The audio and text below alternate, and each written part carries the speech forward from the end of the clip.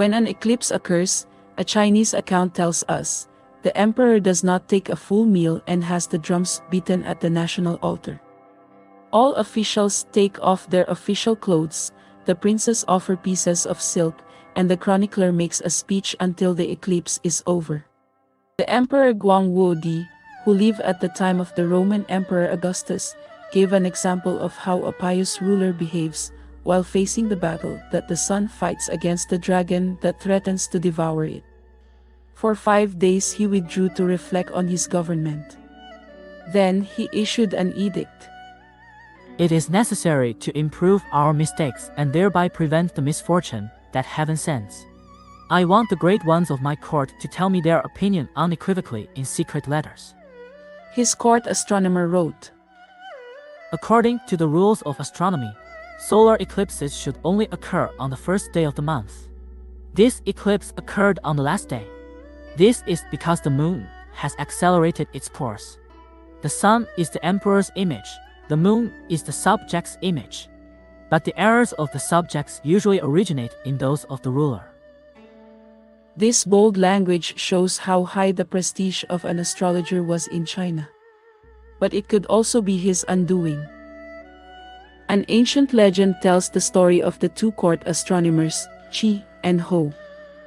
They were sitting in the pub when a solar eclipse began. Because of this, they were put on trial. The verdict was, The prayer drums have beaten, the mandarins have risen, the people have gathered. In the meantime, Qi and Ho, like wooden figures, have seen and heard nothing. Their carelessness in calculating and observing the celestial bodies is punished by death. They were not expected to predict the event ahead of time. It had been proved too often that this was impossible. Even the best astronomers of the ancient times, the Babylonians, have been wrong many times. Their regular observation reports to the king, immortalized on clay tablets in cuneiform writing, often contain the confession of failure. As for the solar eclipse my king spoke of, it did not occur. On the 27th day I will look out again and report. On the 13th day and the night of the 14th day, we watched the sky. On the 15th day the sun and moon were seen together, but no eclipse took place. 7 times I got up, but no eclipse took place. I will still send the decisive report. Amazing impeccability. It resulted from the fact that Babylonian astronomy was considered infallible by the king. Not the observatory or the astronomer was responsible for the absence of a solar eclipse, but the heavens. The sky deviated from the norm for unknown reasons, with the result that the king repented. There was no way of knowing what the heavens meant by this. In the worst case, the astronomer received a tablet with the following decree. The king is displeased because of the long fast, and inquires if the new moon has still not appeared. This is quite interesting and a little funny. Because science fails, the king must fast. I don't think there was any fasting at the observatory. It is easy to understand from classical examples how astrology has gradually developed in step with astronomy. Everyone could see that the stars had an influence. The sun regulated the seasons by the height of its arc, bringing drought and rainy months. When the Pleiades reappeared from the sun's rays, around the time of the new moon of spring, devastating storms occurred. This effect of the 7 sisters is also described in an ancient Sumerian hymn. Winter storms, the evil demons, on the ridge of heaven, raise their heads. They do their mischief. They think of evil, day after day. 7 in number, messengers of their king. A wrathful tempest in the sky roaring. They lay down before the shining moon. The moon itself was also a weather maker. It is still considered as such today, although this has never been proven, as has its influence on the female menstrual cycle. The Babylonians believed they had discovered many other connections. They predicted a long reign for a new king if the first month was longer than calculated, or if 2 stars set together when the moon stood at its highest. A halo at moonrise predicted a crown prince. If a new moon occurred exactly at the beginning of a 30-day month, this signified good fortune for the whole kingdom.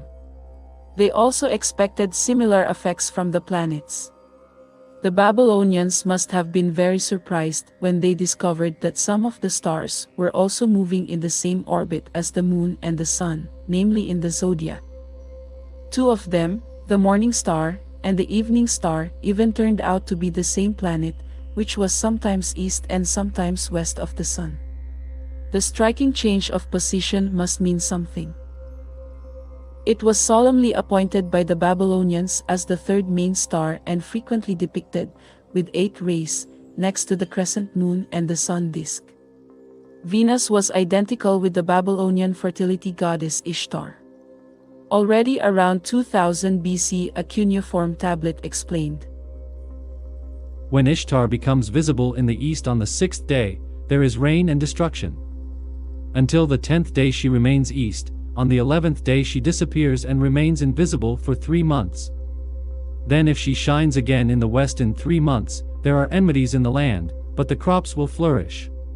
It can be seen how astrology and astronomy were intertwined and push each other forward. Without the belief in planetary effects on humans and nature, ancient astronomy might not have progressed beyond the observations required by the calendar.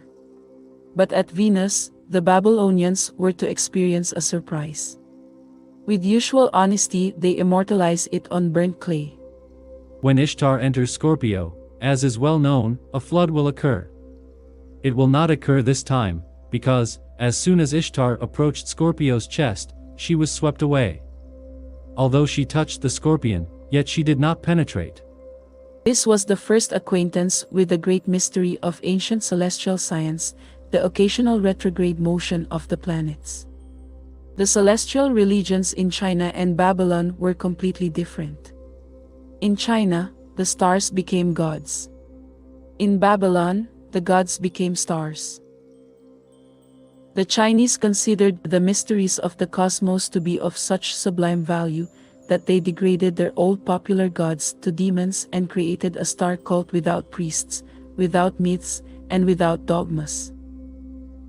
The Babylonians, on the other hand, moved their ancestral deities one by one to the heavens and simply transferred their mythical properties to the planets. A process that cannot be marveled at enough.